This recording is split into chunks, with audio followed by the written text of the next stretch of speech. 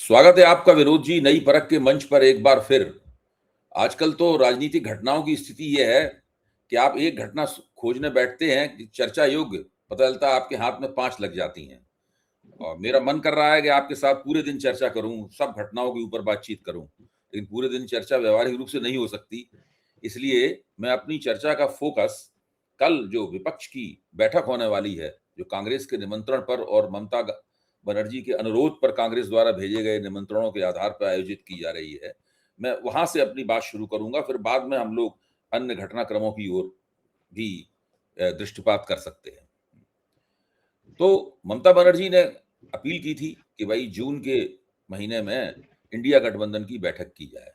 जी। कांग्रेस ने, मुझे लगता है कि ज्यादा देर भी नहीं लगाई उसको मानने में, खासी तत्परता के साथ में कांग्रेस ने उनके इस आग्रह को स्वीकार कर लिया और कांग्रेस की तरफ से विपक्ष की पार्टियों की तरफ निमंत्रण गए। अभी तक जी। जैसा कि जानकारी मिली है, आम आदमी पार्टी ने इस बैठक में आने से इनकार कर दिया है और डीएमके ने, द्रविड़ मुनेत्र कचगम ने भी इस बैठक में आने से इनकार कर दिया है। उन लोगों की आपत्ति तो कांग्रेस के साथ है, जाहिर है। दो और पार्टियां हैं जिन्होंने अपनी कुछ आपत्तियां दर्ज की हैं, हालांकि उन्होंने इनकार नहीं किया है। जैसे एक मार्क्सवादी कम्युनिस्ट पार्टी ने इस बात पर अपनी नाराजगी जताई है कि कांग्रेस ने, राहुल गांधी ने पिनयारी विजन के खिलाफ चुनाव अभियान के दौरान कुछ सख्त बातें कही, ऐसी बातें कही जो उन्हें नहीं कहनी चाहिए थी। उन्होंने आपत्ति दर्ज की है अपनी।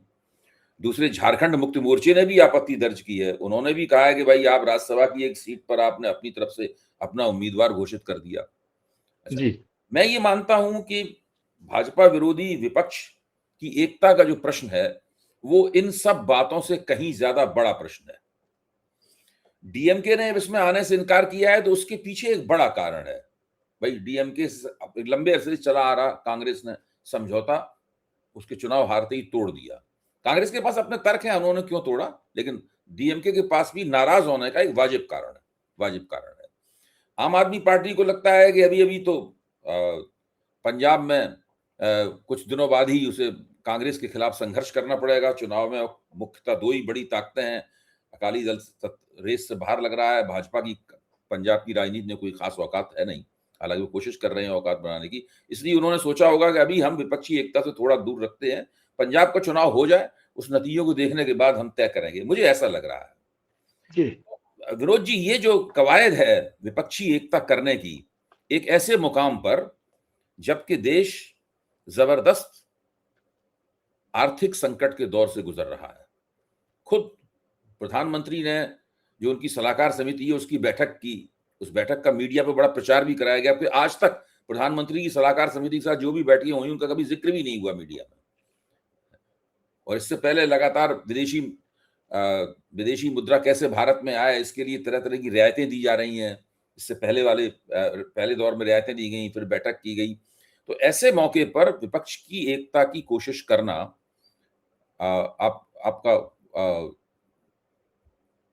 विपक्ष की एकता की कोशिश करना काफी मानीखेज लगता है। विनोद जी। जी नहीं, बिल्कुल आपने जो सारे बिंदु उठाए हैं बहुत महत्वपूर्ण है, बड़े अहम हैं। दरअसल मैं बार बार इस बात को कहता हूं कि इंडिया गठबंधन जो 2023 में बना था और जिसकी शुरुआत पटना की मीटिंग से हुई थी, तो उस वक्त लग रहा था जैसे भाजपा के खिलाफ, एनडीए के खिलाफ, मोदी सरकार के खिलाफ एक मुकम्मल विपक्ष का गठबंधन तैयार हो रहा है। और वो शुरुआत के 2-3 बैठकों तक वो चला भी, लेकिन फिर जिस तरह उसमें दिक्कतें आई, गतिरोध आए और नीतीश कुमार को लेकर के वाप हो रही है, फिर नीतीश कुमार छोड़ के चले गए, फिर जयंत चौधरी छोड़ के चले गए, और उसके बाद आप देखिए लोकसभा चुनाव में भी, हालांकि ये कहा गया था कि ये गठबंधन लोकसभा चुनाव के लिए है, विधानसभा के लिए नहीं है, लेकिन लोकसभा चुनाव में भी वो इंडिया गठबंधन जो है वो इंडिया गठबंधन की तरह नहीं लड़ा, वो राज्यों में अपनी अपनी सुविधा के अनुसार लड़ा। पश्चिम बंगाल में कांग्रेस और ममता बनर्जी के बीच में कोई गठबंधन नहीं था, लेफ्ट भी अलग था। केरल में कांग्रेस और लेफ्ट सामने आमने सामने थे, पंजाब में आम आदमी पार्टी और कांग्रेस आमने सामने थे, और दिल्ली में एक साथ थे। तो ये बड़ा विसंगतियों गठबंधन शुरू से रहा है। कोई कॉमन मिनिमम प्रोग्राम नहीं बना, कोई साझा कार्यालय नहीं बना, कोई साझा प्रवक्ताओं की टीम नहीं बनी, कुछ भी साझा इसमें बना नहीं, खाली नाम के लिए इंडिया गठबंधन था। और पार्लियामेंट के अंदर जो है फ्लोर कोऑर्डिनेशन के लिए जरूर उसमें सफलता मिली इनको, कि जब मिलजुल कर सरकार को घेरने में उसमें जरूर सफल रहे।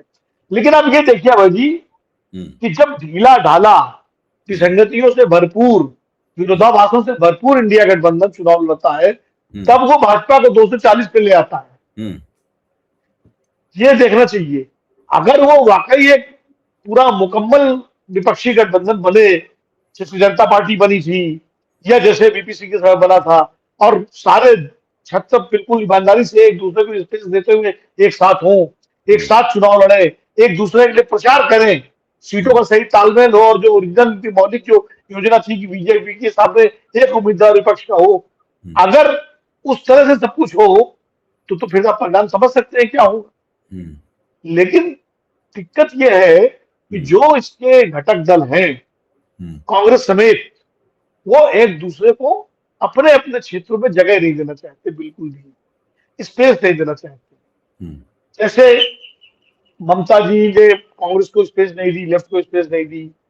लेफ्ट ने केरल में कांग्रेस के साथ कोई किसी तरह का तालमेल नहीं किया हुआ, तो एक दूसरे के खिलाफ ही थे। आम आदमी पार्टी ने दिल्ली में जरूर गठबंधन किया, लेकिन पंजाब में एक दूसरे के खिलाफ लड़े। तो कहीं उनके अंदर जो है एक दूसरे के प्रति एक आशंका का भाव भी बना रहा। लेकिन लोकसभा चुनाव के बाद जितने विधानसभा चुनाव हुए, और बिल्कुल ताजा जो चुनाव हुआ बंगाल का, पश्चिम बंगाल का, यहां तक, इससे क्या हुआ कि जो क्षेत्रीय छत्रप थे, जो एक तरह से इंडिया गठबंधन की ताकत थे, वो एक एक करके धराशायी हो गए। तमिलनाडु में स्टालिन धराशायी हो गए, ये पश्चिम बंगाल में ममता बनर्जी धराशायी हो गई, बिहार में आरजेडी धराशायी हो गए, दिल्ली में अरविंद केजरीवाल धराशायी हो गए, सब बीजेपी के सामने एक एक करके धराशायी हो गए। और ये जो कहा जाता था कि कांग्रेस तो बीजेपी से नहीं लड़ सकती, खाली क्षेत्रीय ताकतें लड़ सकती है, ये अवधारणा बिल्कुल ध्वस्त हो गई। अब कांग्रेस और जो क्षेत्रीय गठबंधन है, लेवल प्लेइंग फील्ड पर आए कि भाई हम भी बीजेपी से हारे, तुम भी बीजेपी से हारे। हमने भी, तुमने अगर बीजेपी को पटकनी दी है कभी, तो हमने भी 2018 में 3 राज्यों में पटकनी दी है, और कर्नाटक में 2023 में दी है। तो ऐसा नहीं है कि बीजेपी के खिलाफ खाली आप ही जीतते हो, हम भी जीते हैं, या हम ही हारते हैं, आप भी हारते हो। तो अब एक लेवल प्लेइंग फील्ड जो कहते हैं, टेबल पर बैठने की स्थिति बन गई है इन सबके बीच में। तो अब वैसे तो विपक्ष की ताकत कमजोर हुई है इन चुनाव से, लेकिन कहते हैं आपदा में अवसर, ब्लेसिंग इन डिसगाइज, ये जो मुहावरे गढ़े गए हैं, वो इसीलिए गढ़े गए हैं कि अब विपक्षी गठबंधनों के सामने एक अवसर है कि अपने अपने अहंकार को, अपने अपने निजी क्षेत्रीय स्वार्थों को त्याग करके, एक जो आपने शुरू में कहा कि एक बड़े उद्देश्य के लिए, एक लार्जर पर्सपेक्टिव में, एक व्यापक परिप्रेक्ष्य में वो एक दूसरे के साथ खड़े हो, जैसे कि 1989 में सीपीएम और बीजेपी लार्जर गोल के लिए एक दूसरे के साथ आ गए थे, एक ही गठबंधन में जनता दल के साथ थे। उस तरह से ये छोड़ करके खड़ा होना पड़ेगा। एक तो ये इसका निष्कर्ष निकलता है। अब दूसरा है कि कांग्रेस जो केरल में उसने अपनी सरकार बनाई है अच्छे बहुमत से, आसाम हार गई लेकिन केरल में सरकार बनाई है, और अब आने वाले जो चुनाव है उसमें उत्तर प्रदेश को छोड़ करके बाकी सारे राज्यों में जो भी चुनाव होंगे 2029 तक, वहां कांग्रेस ही बीजेपी के मुकाबले लड़ेगी। उत्तर प्रदेश में समाजवादी पार्टी कांग्रेस का गठबंधन लड़ेगा, लेकिन उत्तराखंड में कांग्रेस बनाम बीजेपी है, पंजाब में कांग्रेस और आम आदमी पार्टी है, अकाली दल बीजेपी गठबंधन करेंगे तो एक फोर्स वही बनेंगे। इसके बाद कर्नाटक आएगा, वहां कांग्रेस और बीजेपी है। गुजरात आएगा, वहां बीजेपी, कांग्रेस और आम आदमी पार्टी तीनों का बीच, वहां मतलब कांग्रेस प्लेयर वहां भी है, आप उसको इग्नोर नहीं कर सकते। आम आदमी पार्टी भी उसके पीछे है। हिमाचल में कांग्रेस और बीजेपी है। फिर उसके बाद आप मध्य प्रदेश, छत्तीसगढ़ और राजस्थान में जो होंगे चुनाव 2028 में, उसमें कांग्रेस बनाम बीजेपी है। तो अब अगली लड़ाई जो है उत्तर प्रदेश को छोड़ के वो क्षेत्रीय दलों से ज्यादा कांग्रेस को लड़नी है बीजेपी से। तो कांग्रेस इसकी तैयारी भी कर रही है। इसीलिए आप देखिए जिस तरह उन्होंने कर्नाटक में फैसले लिए, जिस तरह केरल में लिए, जिस तरह राज्यसभा के उम्मीदवारों को किया, तो ये लग रहा है कांग्रेस में फैसले हो रहे हैं, और वो फैसले 2029 को ध्यान में रखते हुए लिए जा रहे हैं। अब क्षेत्रीय दलों को यह तय करना है कि क्या आने वाले चुनाव में वो कांग्रेस की मदद करेंगे बीजेपी के खिलाफ, और कांग्रेस को भी तय करना है कि वो उत्तर प्रदेश में जहां समाजवादी पार्टी से उसका गठबंधन है, वो अनावश्यक रूप से सपा पर दबाव नहीं डालेगी, वो वही सीटें लड़ेगी जिनमें उसको लड़ना चाहिए। तो एक तरह से व्यवहारिक तालमेल की स्थितियां स्पष्ट होंगी अब, जो सबकी हैसियत सामने आ गई है। हाँ, ये जरूर है, दो मॉडल हो सकते हैं इसके। अभी कल की जो बैठक है उसमें तो अभय जी, हम लोग कहते हैं, अभी कल भी चर्चा हो रही थी कि जैसे क्या कहते हैं कि शमशान बैरागी होता है ना, कि सब लुटपिट के आते हैं और फिर बैठते हैं, या कहीं से कि भाई सब एक दूसरे के आंसू पोछेंगे। ममता जी कांग्रेस के आंसू पोछेगी असम में हार के लिए, कांग्रेस आंसू पोछेगी ममता जी की बंगाल के लिए, लेफ्ट और तो कल की बैठक में तो यही होगा, गिले शिकवे होंगे और ये होगा कि तुमने वहां जगह नहीं दी, थोड़ा बहुत सब चर्चा भी होगी, आगे की रणनीति पर भी बात हो सकती है। अब आगे के दो मॉडल सामने आ रहे हैं, दो मॉडल सामने आ रहे हैं। एक मॉडल तो ये है कि भाई इंडिया गठबंधन जैसा चल रहा चलता रहे और अपने अपने राज्यों में जिसकी जहां ताकत है वो खुद को दोबारा मजबूत करे, रीइक्विप्ड करे और कोशिश करे कि आगे बीजेपी के लिए चुनौती बने और फिर मिलजुल के लड़ेंगे और 2029 में देखेंगे तालमेल। अभी तो विधानसभा चुनाव होने हैं।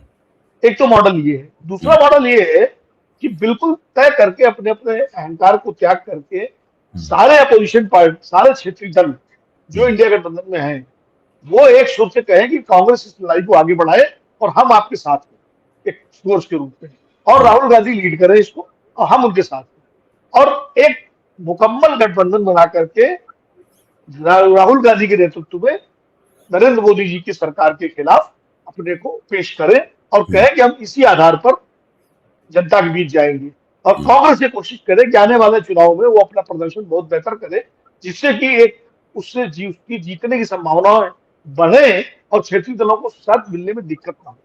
तो ये दो मॉडल हो सकते हैं, कल की बैठक में निकल सकते हैं। अब देखिए क्या निकलता है। एक प्रश्न जरूर है कि तमिलनाडु का क्या होगा। भाई तमिलनाडु में कांग्रेस ने तो तय कर लिया, वो टीवी के साथ चली गई, सरकार में भी शामिल हो गई, यानी 4 राज्यों में उसकी सत्ता में, 3 राज्यों में सीधे उसकी सत्ता है, चौथे राज्य में उसकी हिस्सेदारी है।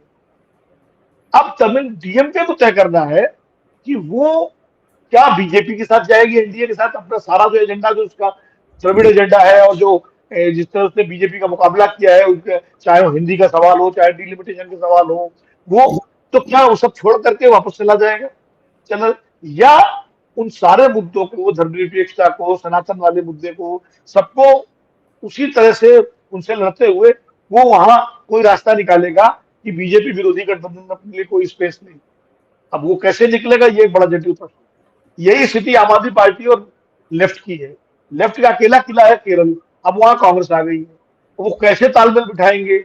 आम आदमी पार्टी पंजाब में लड़ेगी ही, तो आम आदमी पार्टी को फिलहाल छोड़ देना चाहिए, क्योंकि गुजरात में भी दिक्कत करेगी और पंजाब में भी लड़ेगी। लेकिन तमिलनाडु में जहां चुनाव नहीं होने हैं और केरल में जहां चुनाव हो चुके हैं, तो लेफ्ट और डीएमके को किस तरह साधा जाए, इसका कोई रास्ता कांग्रेस पार्टी को और टीवीके को मिलकर निकालना पड़ेगा। देखिए, जब जिस वक्त तमिलनाडु में चुनाव के बाद में टीवीके की सरकार कैसे बनेगी, विजय की सरकार कैसे बनेगी, हम और आप इस पर चर्चा कर रहे थे। तो आपने ही कहा था और मैं भी सहमत था आपकी बात से कि टीवीके की सरकार तो बनी जाएगी, उसमें थोड़ी देर लग रही थी बहुमत की जुगाड़ होने में, लेकिन जिस तरह कांग्रेस ने डीएमके छोड़कर टीवीके का हाथ थामा है, उससे अब इस बात की संभावना पैदा हो गई है कि इंडिया गठबंधन में अब तमिलनाडु से 2 प्रतिनिधि होंगे जी। एक तो टीवीके भी प्रतिनिधि होगी और डीएमके भी अंततः कुल मिलाकर उसे आना ही पड़ेगा। अभी फिलहाल डीएमके के घाव हरे हैं, अभी चुनाव अभी हुआ है और कांग्रेस ने, वो लोग मान रहे हैं कि हमको दगा दे दिया, मतलब इस प्रकार की भावना वहां पाई जाती है। और संसद में भी वो कांग्रेस के साथ बैठना नहीं चाहते, यहाँ भी उन्होंने शायद लिख के दे ही दिया है या दे देंगे, ऐसी स्थिति है। और लेकिन वहां पर तमिलनाडु में जो राजनीति चल रही है उसमें डीएमके और टीवीके के बीच में कोई ऐसी रंजिश नहीं है वहां पर। जैसे आज ही स्टालिन ने बयान दिया है कि हमारे समर्थन के बिना टीवीके की सरकार नहीं चल सकती। वो कोई सरकार में शामिल नहीं है, उन्हें बाहर से समर्थन देने की कोई जरूरत नहीं है, लेकिन इसके बावजूद भी वो उनका कहना ये है कि अगर हम इस बात पे अड़ जाएं कि हमें टीवीके की सरकार को नहीं चलने देना है, तो ये नहीं चल सकती सरकार। जब तक हम चाहेंगे तभी तक ये सरकार चल पाएगी। कुछ इस तरह का उन्होंने वक्तव्य दिया है स्टालिन ने। यानी तमिलनाडु की जो राजनीति है, तमिलनाडु की राजनीति में डीएमके ये नहीं चाह रही है इस वक्त कि वो टीवीके के साथ में उनका 36 का आंकड़ा हो जाए।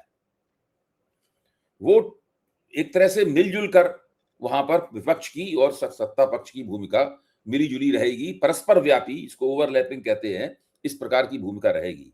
अगर वहां इस तरह की भूमिका रहती, क्योंकि असल में जो टीवीके का जो सेकुलरिज्म वगैरह का इन सब चीजों का जो एजेंडा है वो डीएमके के एजेंडे से मेल खाता है, जैसे कांग्रेस के एजेंडे से मेल खाता है। तो अगर ऐसी तमिलनाडु की स्थिति रहेगी, और वो डीएमके ये भी देख रही है कि टीवीके जो है वो अन्ना द्रमुक को खाए जा रही है। हाँ, मतलब तेजी के साथ में अन्ना द्रमुक जो है ना, उसकी ताकतें जो है वो उसमें सोख रही है, उसकी ताकतों को वहां सोख रही है। तो वो तो चाहती है कि अन्ना द्रमुक हट जाए, ताकि सीधे सीधे 2 पार्टी सिस्टम वहां बन जाए, मतलब टीवीके बनाम डीएमके बन जाए। ये डीएमके चाहती है। तो जब तक अन्ना द्रमुक को टीवीके पूरी तरह सोख नहीं लेगी, उस वक्त तक डीएमके चाहेगी कि टीवीके की सरकार ठीक से चलती रहे। ऐसी स्थिति में डीएमके के अभी भाजपा के साथ जाने की कोई संभावना नहीं है, ऐसा मेरा विश्लेषण है। हालांकि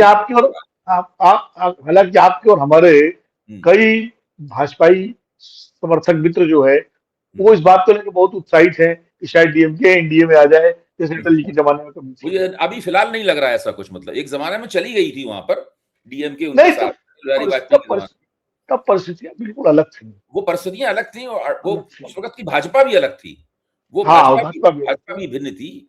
इससे पहले तो काफी दोनों में बहुत नाराजगी हो चुकी है। आपको याद अब होगा स्टालिन के बेटे का, उदयनिधि का वक्तव्य आपको याद होगा, उसमें भाजपा और तथाकथित सनातनियों ने, तब सनातन का प्रश्न भाजपा का केंद्रीय प्रश्न नहीं था, ये बिल्कुल नया उभरा है, मतलब वहां पे। नहीं, भाजपा ने उसको अपना केंद्रीय प्रश्न बना लिया है, इसलिए भी डीएमके को दिक्कत होगी भाजपा के साथ आने। बिल्कुल बिल्कुल बिल्कुल।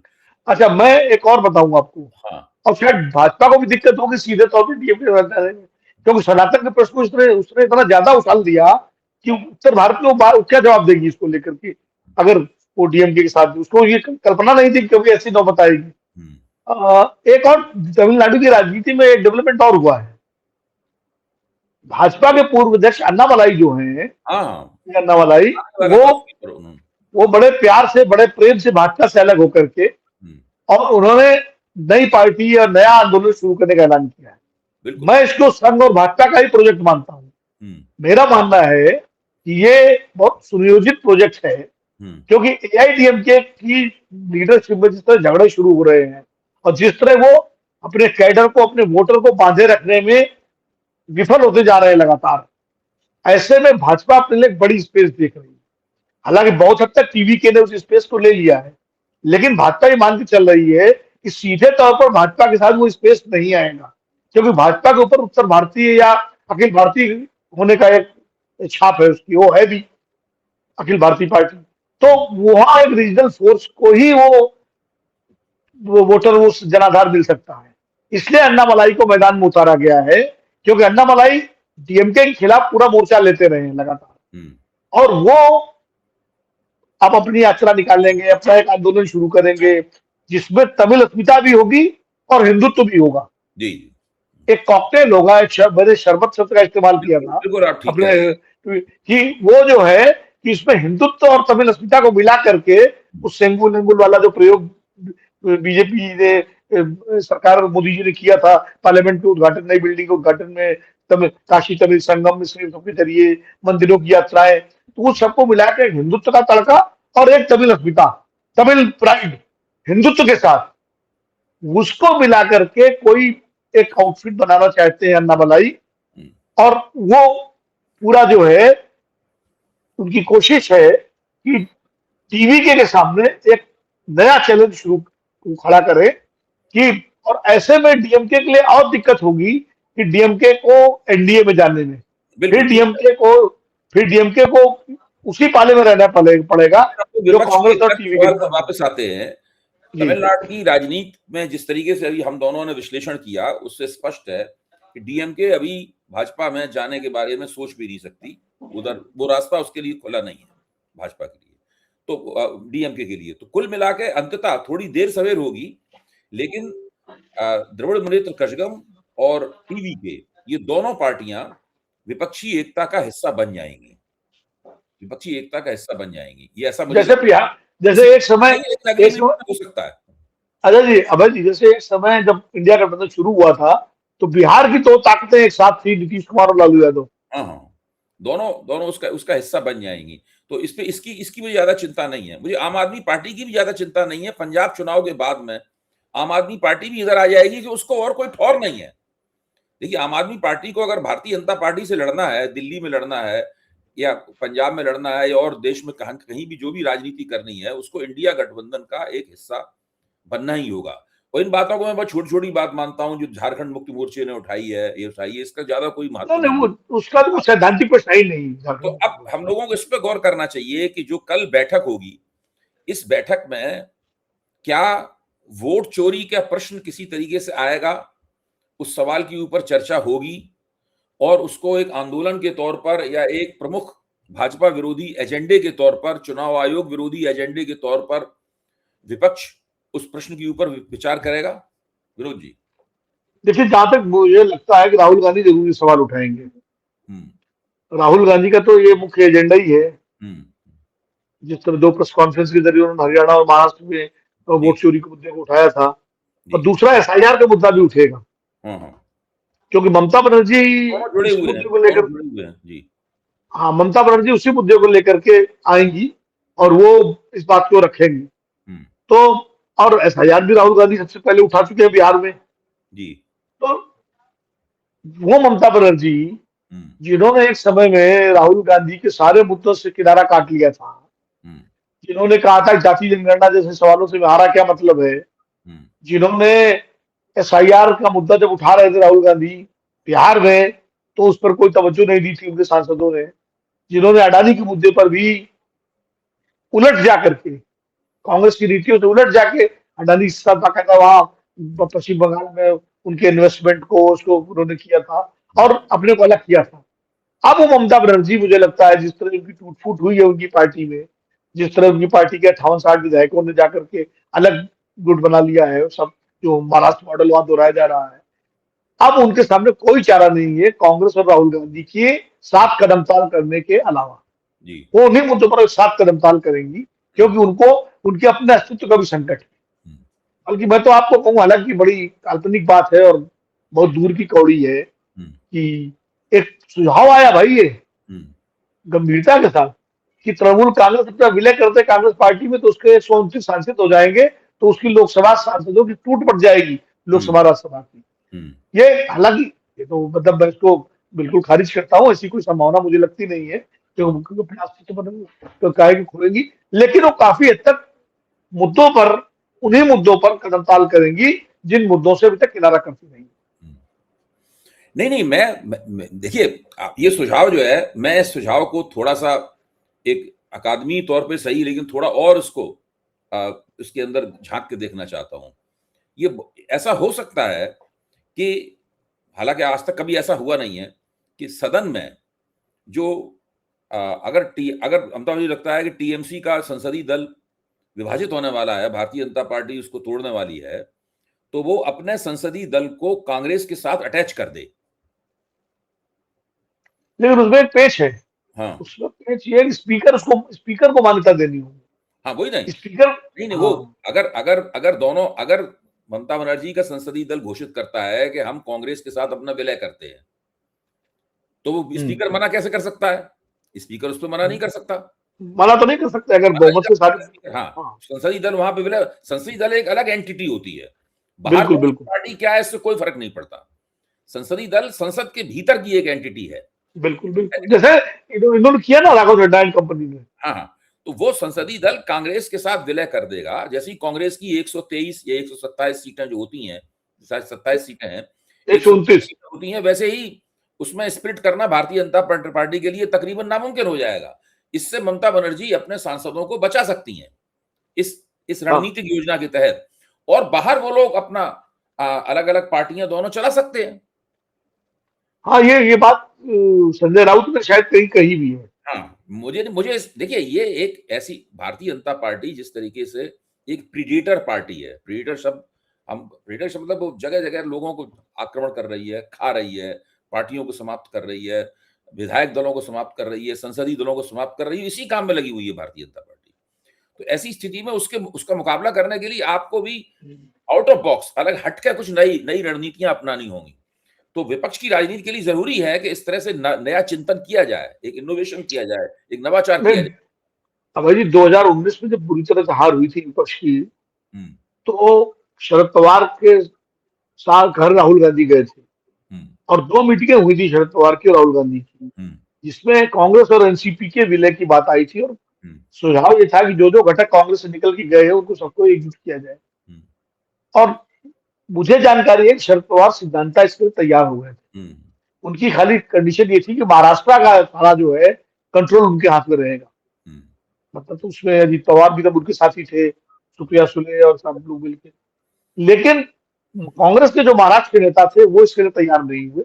उन्होंने दबाव डाला कि ऐसा नहीं करना चाहिए, इससे पार्टी के अंदर जो है बड़ा अभी सर परिस्थितियां बदल गई हैं। देखिए वहां पे महाराष्ट्र में तो ये लोग ऐसा, अगर ये लोग संभले नहीं वक्त रहते तो शरद पवार की राजनीति का अंत हो जाएगा, उद्धव ठाकरे की राजनीति का अंत हो जाएगा, वहां कुछ बचेगा ही नहीं भारतीय जनता पार्टी के अलावा वहां पर। और भारतीय जनता पार्टी और कांग्रेस के अलावा कुछ नहीं बचेगा। बजाय इससे पहले कि वो मर जाएं, ये खत्म हो जाएं, उससे पहले उन्हें चाहिए कि कोई एक नया रास्ता खोजें और कांग्रेस के साथ ज्यादा बेहतर तरीके से तालमेल बनाएं, कांग्रेस के साथ जुड़ जाएं, कुछ ऐसा करें जो अभी तक नहीं किया गया है। देखिए भाजपा भी वही कर रही है जो आज तक नहीं किया गया है। भाजपा के चुनाव आयोग पे किसी सरकार ने आज तक कब्जा नहीं किया, संवैधानिक संस्थाओं को किसी सरकार ने कब्जा नहीं किया, चुनाव मतदाता सूची बनाने के नाम पर जो भाजपा ने नंगनाच किया है चुनावी, उस पर आज तक कभी नहीं हुआ। तो जब आज तक भाजपा वो कर रही है, आज तक कभी नहीं हुआ, तो विपक्ष को भी वही करना पड़ेगा जो आज तक कभी नहीं हुआ। नहीं, बिल्कुल आप ठीक कर रहे हैं कि आउट ऑफ द बॉक्स शब्द आपने बड़ा अच्छा इस्तेमाल किया है कि इस पर सोचना पड़ेगा। वो ट्रेडिशनल तरह की पॉलिटिक्स की, अच्छा भाई ठीक है सदन में हम साथ रहेंगे, बाहर हम प्रदर्शन साथ कर लेंगे और जो चुनाव आएगा सीटों का तालमेल कर लेंगे, खाली उससे बात नहीं बनेगी। आपको आउट ऑफ द बॉक्स करना पड़ेगा। और एक बात अभय जी कह रहा हूं, ये माने या ना माने विपक्षी नेता, लेकिन हो सकता है हम आप थोड़ा ज्यादा सोच रहे हो, क्योंकि आप भी लगभग वैसे ही उसी दिशा में सोच रहे हैं जो मैं सोच रहा हूँ कि धीरे धीरे राहुल गांधी की स्वीकार्यता जिस तरह बढ़ रही है अलग अलग तमाम वर्गों में, तो देर सवेर विपक्षी गठबंधनों को उनको नेता मानना ही पड़ेगा। अगर उनको बीजेपी से अलग रखे राजनीति करनी है तो बीजेपी के साथ जाना है तो जाए। भाई आप एक कल्पना कीजिए, नरेंद्र मोदी जी को रामविलास पासवान ने नेता माना ना, बिल्कुल माना, जो उनके खिलाफ बाकायदा प्रदर्शन करते थे जाकर गुजरात में और पूरा समर्थन भी मोदी का विरोध करते थे, उन्होंने भी नेता नीतीश कुमार कितना विरोध करते थे, उन्होंने तो एनडीए छोड़े ही मोदी के सवाल पे था, लेकिन मान लिया मोदी को भोजन देने से भी मना कर दिया था। ये उपेंद्र कुशवाहा ये मान लिया ना सबने। तो क्योंकि जब जिस नेता के इर्द गिर्द जन समर्थन जुटता दिखाई पड़ता है और वोट दिखता है तो क्षेत्रीय दल उसके साथ जाते हैं, और यही कांग्रेस को समझ में आ गया है।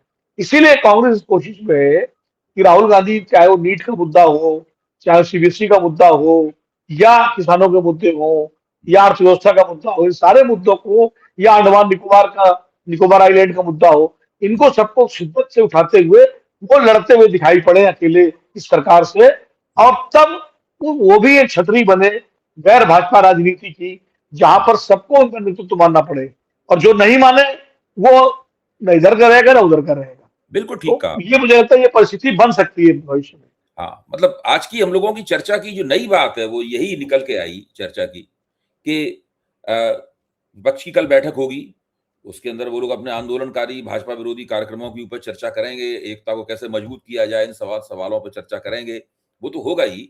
लेकिन विपक्ष के लिए जरूरी यह है कि वो कुछ नए तरीके खोजे अपनी एकता करने के और भाजपा का मुकाबला करने के। अगर वो नहीं करेगा तो भारतीय जनता पार्टी वास्तव में देश, इस लोकतंत्र को विपक्ष मुक्त कर देगी। भाई इसमें कांग्रेस की भी जिम्मेदारी बड़ी है। क्या जिम्मेदारी है कि आने वाले चुनावों में कांग्रेस को बहुत संभल करके लड़ना होगा, क्योंकि जितना प्रदर्शन उसका बेहतर होगा उतना ही वो धुरी बनेगी भाजपा विरोधी राजनीति की और छतरी बनेगी। अगर उसका प्रदर्शन गड़बड़ाया तो फिर दिक्कत आएगी। इसलिए उसको हिमाचल में भी सरकार बचानी होगी, कर्नाटक में रिपीट करना होगा उसको, उसको मध्य प्रदेश, छत्तीसगढ़, राजस्थान में भी सरकारें बनानी होंगी। गुजरात में बेहतर प्रदर्शन करना होगा, पंजाब में सरकार बनानी होगी या बेहतर प्रदर्शन करना होगा।